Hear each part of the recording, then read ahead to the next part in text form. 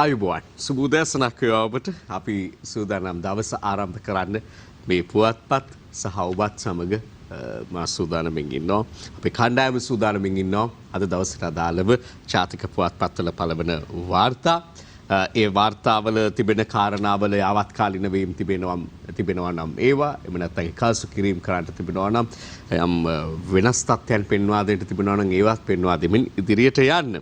එකකට එකක් වෙනස් වූ විවිධ පුවත් වාර්තා අද දවසේ මුණ ගැහෙද්දී පත්‍ර කීපයක මුල් පුවත බවට එම නැත්නම් ප්‍රමුඛ අවධානය දිනාගත්තු කාරණාව බවට පත් වෙලා තිබෙනවා. දේශීයව නිපදවන ලද කොරෝනා ඖෂධය පිළිබඳව අලුත්ම තත්ත්වය දිවයින වාර්තා කරන හැටියට කොරෝනා පැණියට 15000ක් පොරකති නිරෝධායන නීති තඹයකට මායිම් කරන පිරිස් පාලනයට පොලිසියේ 120ක් උඩුමාගමට කැඳවයි. කෑගල්ලේ උඩුමාගම මේ ප්‍රදේශය ජනයාගෙන් පිරී ඉතිරි ගොසින් තිබුණා ඊයේ දවසේදී මේ පිළිබඳව අපි අරුණ පුවත්පතේ වාර්තාව කියවා ගත්තොත් ඡායාරූපයක් සහිතව ඔවුන් වාර්තා කරනවා නොමිලේ බෙහෙත් ද නොමිලේ කොවිඩ්ද ප්‍රශ්නාර්ථ සහිතව වාර්තා කරන්නේ කෑගල්ල උඩුමාගම ශ්‍රී භද්‍රකාලි දේවාලයේ කපු මහතා වන ධම්මික බණ්ඩාර විසින් කොවිඩ් රෝගියට ඔසුවක් ලෙසින් හඳුන්වා දෙනු ලබන පානය ඊයේ ජනතාවට නොමිලේ බෙදා හැරීමට කටයුතු යොදා තිබුණේ.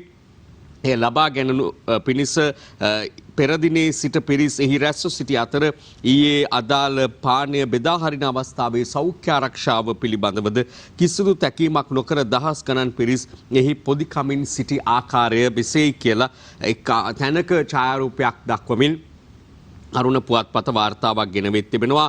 කොවිඩ් පැණිය බොන්න දහස් ගණන් පොලිමේ දිස්ත්‍රික් ලේකම් අනින් බෙදා හැරීම් නවතී.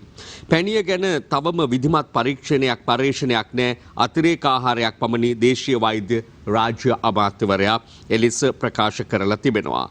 කෙසේ වෙතත් මේ පිළිබඳව තවමත් පරීක්ෂණ මට්ටමේ පවතින වාතාවරණයක මේ වෛද්‍යවරයෙකු ලෙස හඳුන්වන ඒ වගේම දේවාලයක කපු මහත්තයෙකුත් වන ධම්මික බණ්ඩාර මහත්මයා විසින් මේ පානය එම නැත්නම් මේ කියන පැණිය ජනතාවට ලබා දීම සඳහා කටයුතු කරනු ලැබුවා. මේ පිළිබඳ විශේෂයෙන් සමාජ මාධ්‍ය තුල එහෙම දැඩි කතිකාවක් නිර්මාණය වී ඇති ආකාරයක් අපට දකින්නට ලැබුණා. මේ ඡායාරූප පිළිබඳ විවිධ අර්ථකථන සපයමින් බොහෝ දෙනා අදහස් දක්වනවත් අපට දකින්නට ලැබුණා. කෙසේ වෙතත් බොහොම පැහැදිලිව පෙනුණු තත්ත්වයක් තමයි දැන් නිෂ්පාදකතුමා නැවත අපි පෙන්වපු ඡායාරූප සටහන ගත්තොත් අරුණ පුවත්පතේ තියෙන එය බැලීමේදීත් බොහොම පැහැදිලි කාරණාවක් තියෙනවා. මීටරයක් තියා සෙන්ටිමීටරයකවත් පරතරයක් මේ කිසිදු අයෙක් අතර නොමැති බවක් විශේෂයෙන් සඳහන් කරන්නට ඕන. ඊළඟ කාරණාව විවිධ අය මේ පොලිමේ දකින්නටත් ලැබුණා. ආරක්ෂකාංශවල අය පවා මේ පොලිමේ රැඳී සිටින ආකාරයක් දකින්නට ලැබුණා. ඒ නිසා දිගු දුරක් මේ පොලිම තිබුණු බව තමයි වාර්තා කෙරෙන්නේ. සෑහෙන පිරිසක් එක්රැස් කරලා මහා සංඝයා වහන්සේලා වැඩමවලා උත්සවාකාරයෙන් මේ කටයුතු ආරම්භ කරන බවකුත් දකින්නට ලැබුණා මේ ධම්මික බණ්ඩාර මහතා විසින්. කෙසේ වෙතත් ඔහු පිළිබඳව සෑහෙන කතා බහක් පහුගිය කාලෙත් සමාජය තුළ ඇති වුණා. මේ පැණිය එම නැත්නම් මේ ඖෂධය අමාත්‍යවරු සෞඛ්‍ය අමාත්‍යතුමිය ඇතුළු රාජ්‍ය අමාත්‍යවරු සෞඛ්‍ය අමාත්‍යාංශයේ ලේකම්තුමා මේ ඇතුළු ප්‍රධානීන් හමුවේ මේ පිළිබඳව අදහස් දක්වනකොට මේ පිළිබඳව සාකච්ඡාවේ නිරත වෙනකොට එහි සාම්පලයක් ලබා දුන්නා සෞඛ්‍ය අමාත්‍යතුමියට පවා. එයත් මේ පානය පිළිබඳව අවධානය යොමු කළා. කෙසේ වෙතත් පරීක්ෂණ මට්ටමක තියෙන අවස්ථාවක අදාළ පුද්ගලයා විසින් මේ ජනතාවට ලබා දෙන්න කටයුතු කරලා තිබෙනවා. හැබැයි නොමිලේම තමයි මේ ලබා දීලා තිබෙන්නේ. එහි සඳහන් වෙලා තිබුණෙත් ඒ පිළිබඳ දැන්වීම් පූර්වයේ සඳහන් වෙලා තිබුණෙත් නොමිලේ දන්සලක් ලබා දෙනවා කියලා මේ කොවිඩ් පැණිය දන්සලක ආකාරයෙන් ලබා දෙනවා කියලා තමයි සඳහන් වෙලා තිබුණේ. අපි බලමු අනිකුත් පුවත්පත්වලත් මේ පිළිබඳව යම් යම් වාර්තා තිබෙනවාද කියන එක පිළිබඳව වැඩි වශයෙන් අපට දකින්න ලැබුණේ දිවයින සහ අරුණ පුවත්පත්වල තමයි මේ සම්බන්ධව වාර්තා පළ වෙලා තිබෙනවා. මව්බිමෙත් සඳහන් වෙනවා මෙන්න මේ ආකාරයට කෑගල්ලේ කොරෝනා පැණියට මිනිස්සු පොරකති. පැණිය බොන්න යන අයගෙන් අලුත් පොකුරක් හැදේවි GMOA. රජයේ වෛද්‍ය නිලධාරීන්ගේ සංගමය අනතුරු අඟවනවා මේ පැණිය ගන්න ගිය අයගෙන් මේ බෙහෙත ගන්න ගිය අයගෙන් තවත් පොකුරක් නිර්මාණය වීමේ ඉඩකඩ තිබෙන බව අප දැක්ක යම් යම් මාධ්‍ය වාර්තා තුළ විශේෂයෙන් සමාජ මාධ්‍ය තුළ නම් සඳහන් වෙලා තිබෙනවා බස්නාහිර පළාතේ එහෙමත් නිරෝධායනයට ලක්වන පවුල්වල අයත් කොහොම හරි රිංගලා ගිහින් මේ ගොඩට එකතු වෙලා හිටිය බවක් මේ ඖෂධය ලබා ගැනීම සඳහා. ඉතින් ඡායාරූප සටහන් සහිතව මව්බිමත් වාර්තා කරන්නේ ඒ ස්ථානයේ තිබූ බරපතල තත්ත්වය. මේක ඖෂධය හොඳද නරකද ගුණාත්මක භාවය කොහොමද කියන එක නෙවෙයි මෙතන සාකච්ඡාව කාරණාව බවට පත් වෙන්නේ. එය ලබා දීමේදී ඇති වූ තත්ත්වය දහස් ගණන් ජනතාව නන්දෙසින් ආපු ජනතාව අප දැක්කා ඇතැම් පොලිස් නිලධාරීන්ට මේ තත්ත්වය පාලනය කර ගන්නට ඉතාම අසීරු තත්ත්වයකට පත් වෙනවා. ඒ නිසා ජනතාවට බැනවදින්ට පවා වෙන අවස්ථාත් දකින්නට ලැබුණ ජනතාව හසුරුවා ගැනීම සඳහා ඉහළ පොලිස් නිලධාරීන්ට. එහෙම තිබෙදී අපි බලමු අද පුවත්පත මොකද කියන්නේ.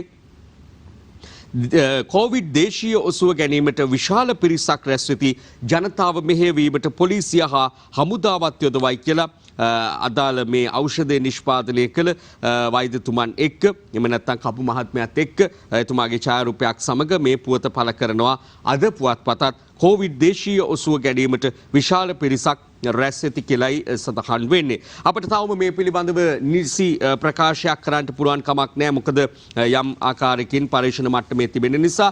ඒ වගේම ඒ ස්ථානයේ සිට අදහස් දක්වමින් මේ ඖෂධය නිෂ්පාදනය කළ එතුමන්ම සඳහන් කළා කවුරු හරි ඉන්නවා නම් ආසාදිත ඒ කෙනා දවස් දෙකක් දවසට 3 වරක් ගානේ 6 වරක් පානය කරන්නට ඕනේ කියලා.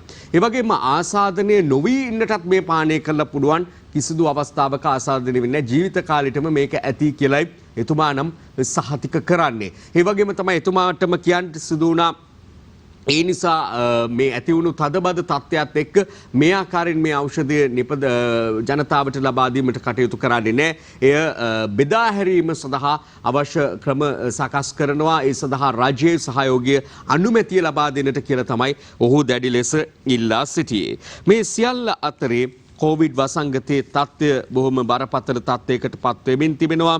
බොහෝ ස්ථානවලින් ආසාදිතයෝ මුණ ගැසෙන තත්ත්වයක් විශේෂයෙන් පොලිස් මූලස්ථානයෙන් පවා අද ලංකාදීපේ වාර්තා කරනවා.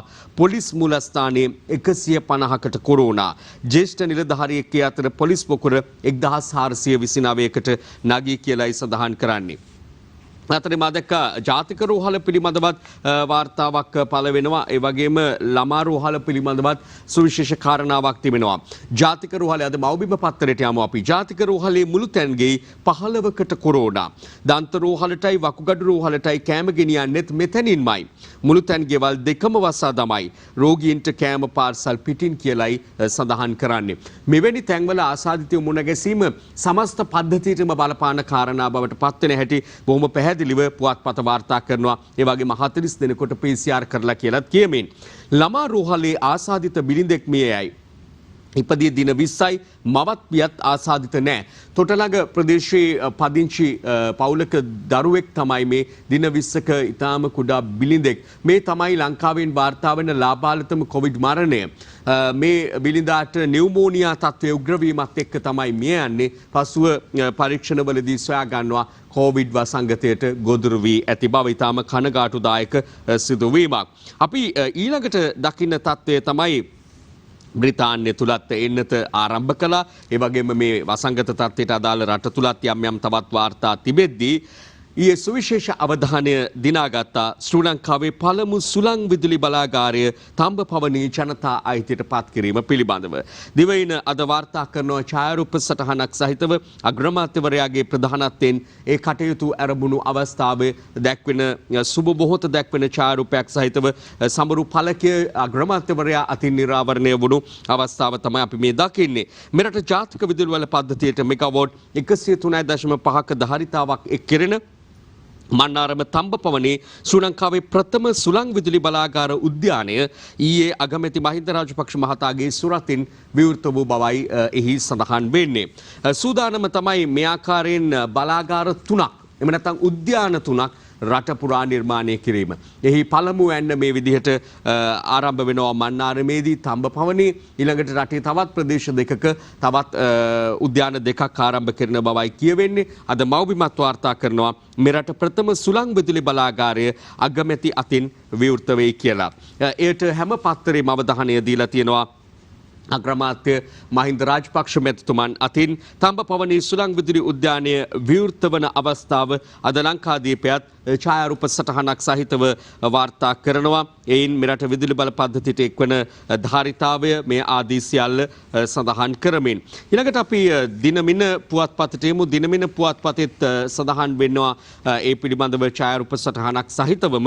ඒ වගේම රටේ නායකයාට මඩුපල්ලි යන්නත් ත්‍රස්තවාදීන්ගේ අවසර ගන්න වුණු යුගයක් තිබුණා කියලා අග්‍රාමාත්‍යවරයා ඒ අවස්ථාවේදී දැක්වූ අදහසුත් දිනමින පුවත්පත එකාස් කරනවා සිය ප්‍රථම පුවත විදිහට. එහෙම නැත්නම් ප්‍රමුඛ අවධානය යොමු කළ කාරණා විදිහට ඒ කාලේ අපිට නැවත මතකයට නැගෙනවා ත්‍රස්තවාදී බියත් එක්ක කොහොමද රටේ තොටේ කටයුතු කරනු කියලා. සැබවින්ම රටේ නායකයාට මඩුපල්ලි යන්නත් ත්‍රස්තවාදීන්ගෙන් අවසර ගන්නට වුණු යුගයක් මේ රටේ තිබුණු බව අමතක බොහෝ දෙනෙක්ට මතක් වෙන්නත් එක්ක මේ පුවත් වාර්තාව පළ කරලා තියෙනවා.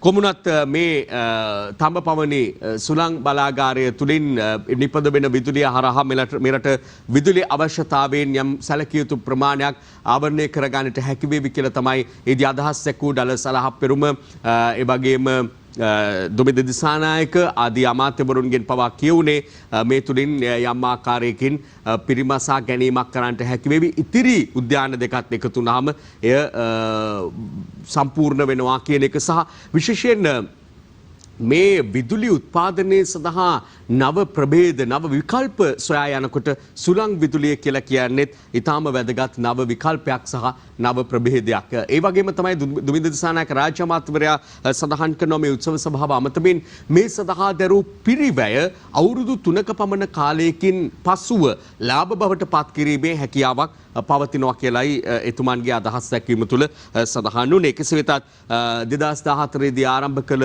ව්‍යාපෘතිය තමයි මේ විදිහට ඊයේ දවසේදී අග්‍රාමාත්‍ය මහින්ද රාජපක්ෂ මැතිතුමා අතින් විවෘත වෙන්නේ. අපිට තියෙනවා තවත් බොහෝ තොරතුරු ඔබේ නැවත යමු පුවත්පත් වාර්තාවෙත්. එහිදී අපි දකින තවත් සුවිශේෂ තත්ත්වයක් තමයි ලෝකයේ ප්‍රථම වරට කොවිඩ් එන්නත නිල වශයෙන් ජනතාවට ලබා ගැනීම බ්‍රිතාන්‍ය විසින් ආරම්භ කරනු ලැබුවා. යනුව ලංකාදීපේ තවත් පුවත්පත වාර්තා කරලා තියෙනවා.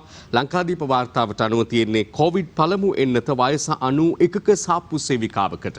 ඇය තමයි වාසනාවන්තිය බවට පත් වුණේ මේ ප්‍රථම වරට මේ එන්නත විඳ ගැනීම සඳහා එන්නතට භාජනය වීම සඳහා ප්‍රථම වරට ඇය වාසනාව ලැබුවා.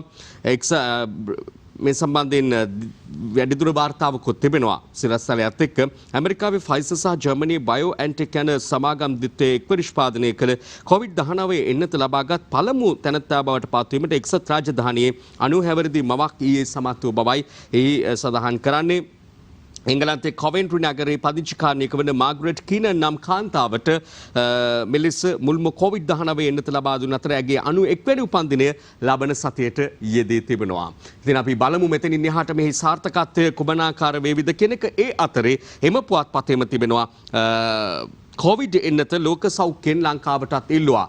වෛද්‍ය රමේෂ් පතිරණ අමාත්‍යතුමන් උපුටා දක්වමින් අද ලංකාදීප පුවත්පත එලෙස වාර්තා කරනවා. මේ එන්නත ඉල්ලා සිටි බව ලංකාවටත් පෙරාතුවම කියවුණු කාරණාවක් තමයි ලංකාවේ ජනගහනයෙන් සිට 20ක පමණ ප්‍රමාණයකට සෑහෙන පරිදි ලෝක සෞඛ්‍ය සංවිධානයේ එන්නත ලබා දීම සඳහා සූදානමින් සිට බවත් ඒ සඳහා අප රටක් වශයෙන් ඉල්ලුම් කළ යුතු බවත් තමයි කාරණාවට බඳුන් උනේ. එහිදී සෞඛ්‍ය අමාත්‍යතුමිය පවිත්‍ර වන්‍යාරච්චි මැතිණිය පාර්ලිමේන්තුව තුල ප්‍රකාශ කළේ අපි ඒ සඳහා සෞඛ්‍ය අමාත්‍යාංශ විදිහට අවශ්‍ය ක්‍රමවේද අනුගමනය කරමින් ඉන්නේ ක්‍රියාපටිපාටියේ නියැලෙමිනුයි ඉන්නේ කියන එක. කෙසේ වෙතත් මේ ඖෂධ ගබඩා කිරීම තමයි බරපතලම කාරණාව. ඉන් පස්සේ ඊට අදාළ උෂ්ණත්වයේ ගබඩා කිරීම සඳහා අප වෙනමම පහසුකම් සපයන්නට සිද්ධ වෙනවා. විශේෂයෙන් ඝර්ම කලාපීය රටක් විදිහට අපේ රටවල් වල තිබෙන උෂ්ණත්වයත් එක්ක මේ ඖෂධ තබාගත යුතු උෂ්ණත්වය සෙල්සියස් අංශක ඍණ ගණන් වල පැවතීම නිසා අපට මේ සඳහා දැඩි පිරිවැයකුත් දරන්නට වන කාරණාවක්. ඒ සඳහා අපේ සෞඛ්‍ය අංශ සූදානම් වන බව තමයි දැනගන්නට ලැබෙන්නේ. මොකද ලෝක සෞඛ්‍ය සංවිධානයත් පෙර තියාම ඒ සඳහා සූදානම් වන ලෙස මීට මාසයකට දෙකකට පමණ පෙර ආතුව සඳහන් කරනු ලැබුවා. මාස දෙකකට පමණ පෙර ආතුව. ඊළඟට අපි ලංකාදීප පුවත්පතේ අවධානය යොමු කරනවා මේ කාරණාවට. ගම්පොළ පාටියට ගිය දොස්තරලා 50ක් නිරෝධායනයේ දෙදෙනෙක් විශේෂඥ වෛද්‍යවරු කියලයි සඳහන් කරන්නේ. ඊයේ දවස් උණුසුම් කර කාරණා බවට පත්වුණේ ඔය ගම්පොළ රෝහලේ වෛද්‍යවරු පිළිබඳ තත්ත්වය. ඒ පිළිබඳ අලුත්ම තත්ත්වයේ ලෙස වාර්තා කරනවා අද ලංකාදීප පුවත්පත. කොළඹින් තවත් කොරෝනා 371ක්, බොරැල්ලෙන් 192ක් කියලා වාර්තා කරනවා. කොළඹ තමයි වැඩිම ආසාදිතයින් මුණ ගැහෙන ප්‍රදේශයේ බවට තවමත් පත්ව තිබෙන්නේ. අධ්‍යාපන ප්‍රතිසංස්කරණ රාජ්‍ය අමාත්‍යගේ කාර්යාලයේ ඉසුරුපායෙන් අයින් කරන අධ්‍යාපන ලේකම් දැනුම් දෙයි කියලා පුවතකුත් අද ලංකාදීප පුවත්පතේ සඳහන් වෙනවා. අපි එකිනෙක කාරණා වෙත ආකාරයෙන් අවධානය දෙමු. කොළඹ දිසාපති නිල නිවසේ ලිඳක ගිනි අවියක් තිබී හමුවීම පිළිබඳවත් ලංකාදීපයේ වාර්තාවක් ගෙනෙනවා. ඒ වගේම ඇමති උදේ ගම්මන්පිල උපුටා දක්වමින් කරන වාර්තාකරණයක් මහජන උපයෝගිතා කොමිසම අහෝසි කර නැහැ කියලා තමයි එතුමා සඳහන් කරන්නේ. ඊළඟට තියෙනවා මහර සිද්ධිය පිළිබඳ කමිටු වාර්තාව අද මැති සභයට ඉදිරිපත් කරන බව. මැලේරියා බේතින් දැසම අන්ධ වුණා මේජර්ට වන්දි ගෙවන්න හමුදාපතට නියෝග කියලා සඳහන් කරනවා ඒ ලංකාදීප පුවත්පත. එකිනෙකට වෙනස් කාරණා ගණනාවක් ලංකාදීප පුවත්පතින් අපි දැක්කා. දිනමින පුවත්පතට දැන් අපි අවධානය යොමු කරමු.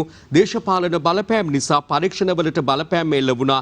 හිටපු නියෝජ්‍ය පොලිස්පති නාලක සිල්වා ජනපති කොමිසමට කියලයි සඳහන් කරන්නේ. තමා ත්‍රස්ත විමර්ශන කොට්ටාසය බහරව කටයුතු කළ අවධියේ එල්ල වූ දේශපාලනික බලපෑම් සහ අපරාධ පරීක්ෂණ දෙපාර්තමේන්තුවේ බලපෑම් හේතුවෙන් විමර්ශනවලට බාධා එල්ල වූ බව වැඩ තහනමකට ලක්ව සිටින නියෝජ්‍ය පොලිස්පති නාලකද සිල්වා මහතා පාස්කු ප්‍රහාරය පිළිබඳ සොයා බලන ජනාධිපති කොමිසම හමුවේ එලෙස ප්‍රකාශ කළ බවයි සඳහන් කරන්නේ. ඊළඟට පෙර පාසලට ජාතික ප්‍රතිපත්තියක් කියලා සිරස්තලයක් අපට දකින්නට ලැබෙනවා. ශ්‍රී ලංකාවේ දැනට ක්‍රියාත්මක වන පෙර පාසල් සඳහා විද්වත් කමිටුවක් විසින් සකස් කරන ලද ජාතික ප්‍රතිපත්තියක් සහිත කමිටු වාර්තාව ලබන 11 වෙනිදා අධ්‍යාපන අමාත්‍යවරයා වෙත පිළිගැන්වීමට නියමිත බව තමයි සඳහන් වෙන්නේ. මේ ජනාධිපතිවරයාත් විශේෂයෙන් වැඩි අවධානයක් යොමු කළ ක්ෂේත්‍රයක් තමයි පෙර පාසල් ක්ෂේත්‍රය කියලා කියන්නේ. අපි ඊටම ඉක්මනින් වාර්තා කීපයකට අවධානය දෙමු. ලෝකාර්ථිකයේ කඩා වැටුණත් අපේ ජන ජීවිතය අඩාල වී නැහැ කියලා වෛද්‍ය රමේෂ් පතිරණ අමාත්‍යතුමන් උපුටා දක්වමින් දිනමින පුවත්පත වාර්තාවක් ගෙනෙනවා. සැහැල්ලු දුම්රිය ව්‍යාපෘතියේ කොටසක් නවත්වනවා නම් මැති සභයට හේතු කියන්න විපක්ෂ නායක සජිත් ප්‍රේමදාස මහතාගේ ඉල්ලා සිටීමක් අපට දකින්න පුළුවන්කම තිබෙනවා දිනමින පුවත්පතේ. අපි මව්බිමට මේදී මව්බිමේ සඳහන් වෙනවා දේශපාලන පරිගැනීම් වාර්තාව ජනාධිපතිවරයා අතට ලබා දුන්නු අවස්ථාව දකින්නට පුළුවන්කම තිබෙනවා. ඊළඟට මානුෂීය ක්‍රියාන්විතයේ මහ මෙහෙවරක් කළ මේජර් ජෙනරාල් සුභාෂණ වැලිකල දැයින් සමු ගැනීම පිළිබඳවත් නාවික හමුදාවේ 70 වන සංවත්සරය අදට යෙදී තිබීමත් 1729කට උසස් වීම පිරිනැමීම පිළිබඳවත් වාර්තාවක් දකින්න පුළුවන්කම තිබෙනවා. දිගන හුණුගල් කැඩීමෙන් මහා අනතුරක් අතළඟ භූකම්පන කීපයක් පිටින් විට මේ ප්‍රදේශ ආශ්‍රිතව සිදු වුණා. භූකම්පනවලටත් ඒ හේතු වෙලා තිබෙන බවයි සඳහන් වෙන්නේ. වික්ටෝරියාවත් අනතුරේ කියලයි සඳහන් කරන්නේ. හලාවතින් නැල්ලූ කුඩුතොගේ සුරාබදු නිලධාරීන් දැඩි කනස්සල්ලෙන් සැකකරුවන්ගෙන් ප්‍රශ්න කරන්න බලයක් නැහැ. වටලන්න ආයුධ ගෙනියන්න තහනම්. මේ ආදී සුරාබදු අංශයට බලපාන කාරණාවක් පිළිබඳව වාර්තා පළ වෙනවා. අප අද සූදානමින් ඉන්නේ පිළිසඳර තුලිනුත් ඒ සම්බන්ධ ඉහළ නිලධාරියෙක් සමග සාකච්ඡා කරන්නට. ඒ නිසා එහිදී වැඩිදුර විස්තර කතා කළ හැකි කාරණාවක්. අපි දිවයිනට ඉතාම ඉක්මනින් අවධානය යොමු කරමු. බොහෝ පුවත් වාර්තා නිකුත් පුවත්පත්වලත් පළවෙන ඒවාමයි අටලුගමට යන PHIලාට තවමත් හමුදා ආරක්ෂාව ලැබී නැහැ කියලා අද දිවයින වාර්තාවක් ගෙනෙනවා. පසුගියදා අශෝභන ලෙස හැසිරුණ ආසාදිතෙක් කෙලගසමින් PHIවරයෙකුට මහජන සෞඛ්‍ය පරීක්ෂකවරුන්ට. ඉතින් ඒ නිසා ඒ අය පිළිබඳව වඩාත් වැඩි ආරක්ෂාවකින් කටයුතු කරන්නට සිද්ධ වෙලා තිබෙනවා. අපි අරුණ පුවත්පතට මේදී එහි තිබෙනවා කාර්ය මණ්ඩලයේ සමග පොලිස්පති නිරෝධායනයට කියලා. පොලිස්පතිවරයාගේ කාර්ය මණ්ඩල සමාජිකයෙකුට කොවිඩ් ආසාදනය වීමත් සමග මේ විදිහට පොලිස්පති චන්දන වික්‍රමරත්න ඇතුළු කාර්ය මණ්ඩලය පෙරේදා සිට ස්වයං නිරෝධායනයට යොමු කොට ඇති බවයි සඳහන් වෙන්නේ. අමාත්‍යංශ අවසරයක් නැතිව පොතුවිල්හි උප අධ්‍යාපන කලාපයක් පිළිබඳව වහාම ප්‍රතිසංවිධානයක් කරනවා කියන එකත් අද අධ්‍යාපන අමාත්‍යවරයා උපුටා දක්වමින් වාර්තා කරනවා අරුණ පුවත්පත. තිහාරියේ අය PCR වලට බයේ ගැහෙනවාදයි සොයයි කියලා තවත් පුවත් වාර්තාවක් අපට දකින්නට පුළුවන්කම තිබෙනවා. අවසාන වශයෙන් අද පුවත්පතට අවධානය යොමු කරමු. බන්ධනාගාර රැඳවියන් 8000කට කඩිනමින් නිදහස. ප්‍රමුඛ පුවත විදිහටම අද පුවත්පත වාර්තා කරන්නේ මේ කාරණාව. බන්ධනාගාර රැඳවියන් ගොවියන් 8000කට කඩිනමින් නිදහස ලබා දීමේ සූදානම පිළිබඳ මේ වගේම ශ්‍රීපාද පෙරහර සෞඛ්‍ය විධිවිධාන අනුවයි ශ්‍රීපාද වන්දනා සමය උදුවක් පොහොයත් එක්ක එළඹෙන්නට නියමිතව තිබෙනවා. ඒ කටයුතු කෙරෙන්නේ කොහොමද කියන එක පිළිබඳව පෙරාතුම කර දැනුවත් කිරීමක් විදිහට අපට මේ දකින්නට පුළුවන්කම තිබෙනවා. දේශපාලන සිරකරුවන් කිසිවෙකු මෙරට බන්ධනාගාර තුල නැහැ. සම කැබිනට් මාධ්‍ය ප්‍රකාශක බලශක්ති අමාත්‍ය නිතික්ෂ උදේගම්මන් පිටු පුටා දක්වමින් එලෙස වාර්තාවක් පළ වෙද්දී අභය වැව හෙවත් බසවක් කුලම වැව ලෝක උරුමයක් බවට පත් කිරීමට යෝජනා කියලත් අද පුවත්පතේ වාර්තාවක් දකින්නට පුළුවන්. ප්‍රථම වාරි නිර්මාණයේ විදිහටයි මේ සැලකෙන්නේ. අවසාන වශයෙන් පුට ගන්නවා කොළඹ වාහන තදබදය නිසා වසරකට රුපියල් කෝටි 36500ක අලාභයක්. ලක්ෂ 10ක ජනතාවක් සහ වාහන ලක්ෂ 3ක් දිනකදී කොළඹ නගරයට ඇතුළු වන බව හෙළිවේ. ප්‍රධාන වශයෙන් මේන් නාස්ති වන ඉන්ධන ප්‍රමාණය ඊළඟට ගණනය කළ නොහැකි කාලය වටිනා කාලය ජනතාවගේ ගණනය කරලා බැලුවොත් එහෙම මහා විශාල පාඩුවක් මේ නිසා සිදුවන බව තමයි සඳහන් වෙන්නේ. අපි එවනම් විරාමයකට යනවා. විරාමයෙන් අනතුරුව දවසේ පිළිසඳර සමග අපි මුණ ගැසෙමු.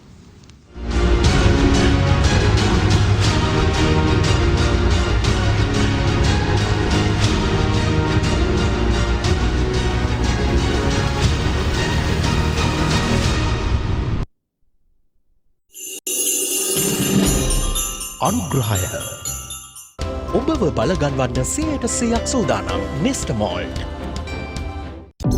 වාසිදායකම එනිටයිම් ඩේටා පැකේජ් මොබිටෙල් සමග අත්විඳින්න. AFC මිතුරු රන් අය සේවාව විශ්වාසය ඉහළ අත්තිකාරම සමග අවම පොලිය. AFC මිතුරු රන් අයක් කරගෙන හෙටම අයක ඔපරේෂන් එක කරමු. AFC මිතුරු රන් අයක් කරගෙන කඩේ දියුණු කරමු. අපේ රත්තරන් අගයන තැනකින් රන් අයක් ගන්න. AFC මිතුරු රන් අය සේවාව විශ්වාසය ඉහළ අත්තිකාරම සමග අවම පොලිය. මාස ගානකින්නේ කැම්පස් යන්නේ? ඔව් අක්කේ. ඔයාගේ අලුත් යාළුවව තරන් යනවනේ. අලුත් යාළුවා? ඔව් අලුත් ලයිෆ් බොයි හෑන්ඩ් සැනිටයිසර්. ඒ 175ක් ඇල්කොහොල් අඩංගු. විෂ බීජ 99.99ක් විනාශ කර පිටතදී ඔබව ආරක්ෂා කරයි. අලුත් යාළුවා? ඇන්කපීඩියා ප්‍රෝ එක් වීදුරුවකින් ඔබේ දරුවාගේ දෛනික යකඩ අවශ්‍යතාවයෙන් කොටසක් සැපීමට දායක වේ.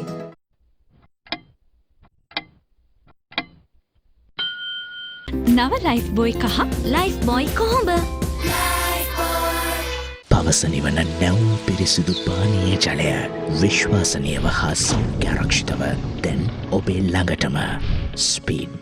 ඔබේ ඇනවුම දින 365 පැය 24 පුරා ක්‍රියාත්මක ස්පීඩ් ෆ්‍රී ඩිලිවරි සේවාවෙන් ප්‍රවාහන ගාස්තු රහිතව ගෙන්වා ගන්න.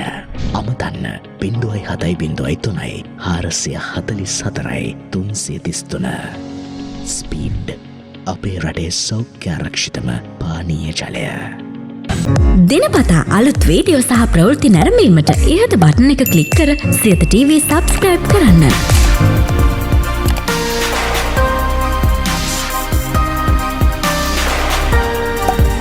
අලුත් වීඩියෝ ගැන මුලින්ම දැනගන්න මෙම සීනුව ක්ලික් කරන්න.